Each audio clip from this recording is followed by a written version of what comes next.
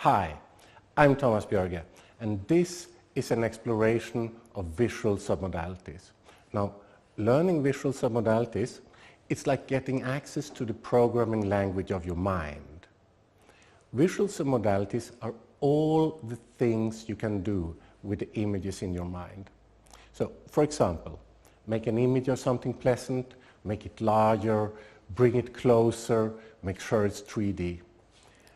Now, the VR technology allows you to learn NLP submodalities better than any other technology because you can see real images changing in exactly the ways you can change the images of your mind. Now, by the end of this episode, you will know how to change a pleasant memory or fantasy so that it becomes much more pleasant. You'll be able to take an image in your mind that bothers you and make it so it doesn't bother you so much. And also remember that some of the distinctions we are working with here may seem simple, but they are required for the other and more advanced techniques for changing your mind that you will learn in later episodes. Let's start with a beach. Look, an image of a beach. Now, notice how much impact this image has on you. Can you see it from where you are? Okay, so let's create some changes. Notice what happens with your experience when we make the image larger, when we add color,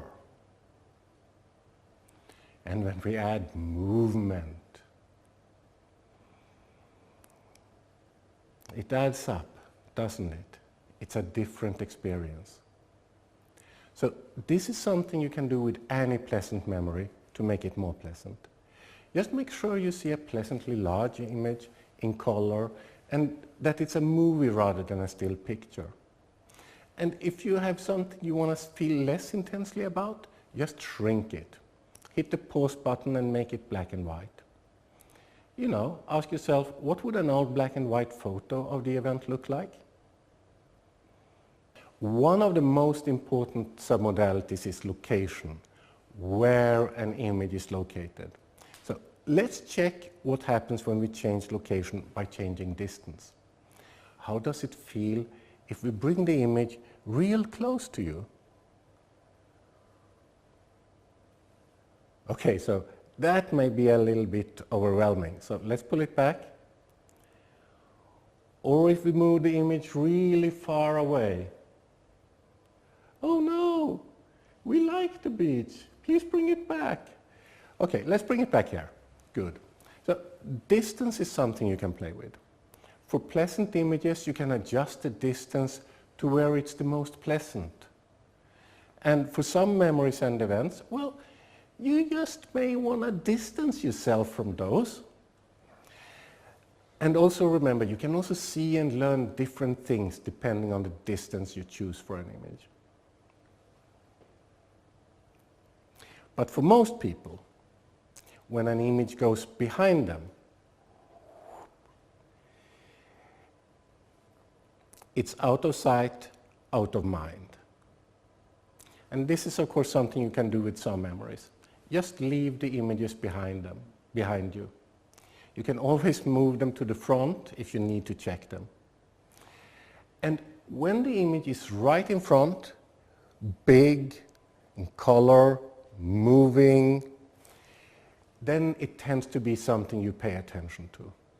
So when something is important to you, but maybe it doesn't feel quite as important as it should feel, make sure the mind image of it is big, colorful, and keep it right in front of your eyes. Okay, so let's see this image now, straight in front of me.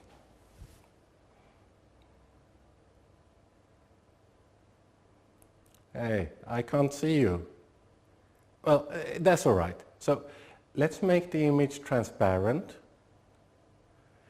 Now, that kind of reduces its impact, doesn't it? It's no longer an experience to lose oneself in. So frames. So some people have frames around the images in their mind. Black frames, white frames, green frames, red frames. And sometimes there isn't even a frame, the edges are just sort of fading out into the surrounding area. Now, your brain can learn in many ways. You can use different frames to color code different kinds of images. So, for a lot of people, green and red will be Christmassy images. It just makes them easier to keep track of for your mind. So, let's explore size a little bit more. What happens when the screen just starts getting as large as it can become? When it becomes like the biggest movie screen you've ever seen. It's nice. And you may want to take some pleasant experiences and blow them out of proportion like this. It does have a specific impact now. But still, if you look to the sides, you are still not in it. So let's make the image panoramic. Let's make the image surround you. Nice. You're totally in the experience. I'm not quite dressed for this occasion, but we'll just continue. So anyways, here's the point. It's fairly obvious. When you think of an image as panoramic, rather than just in front of you, the experience becomes stronger. You're inside the event. So any pleasant experience where you want to re-experience the pleasant feelings of that event, check what happens when you make the image panoramic.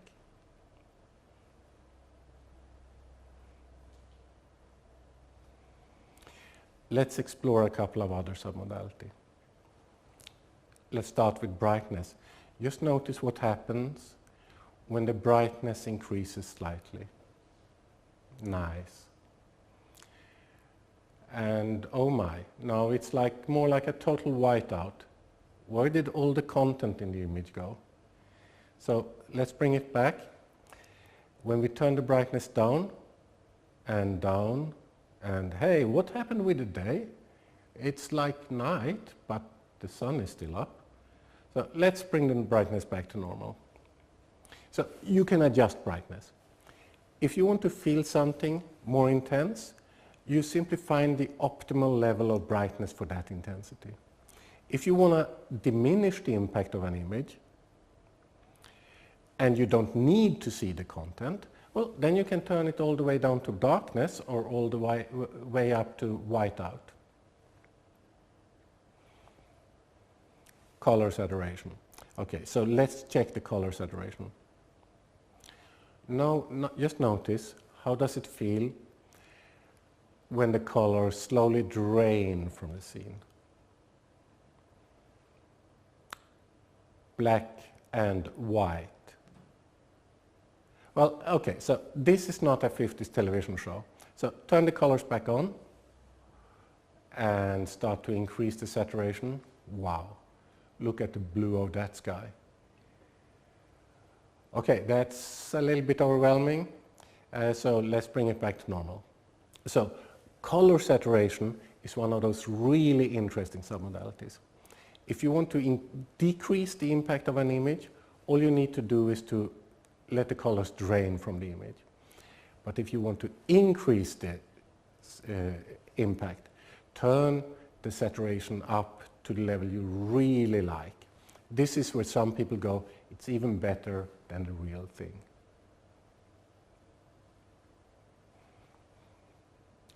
Also check what happens to your experience when you use different color filters. So just notice what happens now. We use a blue filter. I'm feeling kind of blue here. Okay, we use a green filter. we use a yellow filter, a red filter. Some people like, to rose tint my world. But let's get it all back to normal. These different colors filters, this is one you have to experiment with in order to know what happens now. Almost everybody report that blue gives them a feeling of cold and red gives them a feeling of warmth. But which colors work for you in the combination with what content, that is something you're just going to have to experiment with to find out. Observe what contrast does. When we turn the contrast gradually down, down, down, all the distinctions disappear. And when we turn the contrast up, the brights become extra bright and the darks become extra dark. And up, it becomes a little bit exaggerated. So let's bring it back to normal.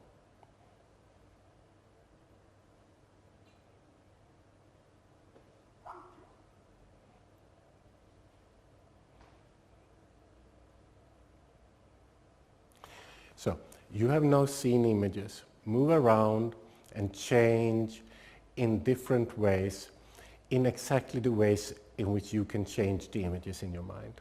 So I will encourage you to experiment and play with this in an ecological fashion, making sure that the changes work for you as a whole person, and enjoy making more pleasant images even more pleasant, and enjoy your changes and enjoy your learnings. And in future episodes, you will learn other and more advanced techniques where you will really learn how to learn and change. You will learn quitting bad habits, becoming more motivated, becoming more charismatic, understanding other points of view better. You see, changing your mind becomes very easy once you know NLP and submodalities. So until next time, enjoy and thrive.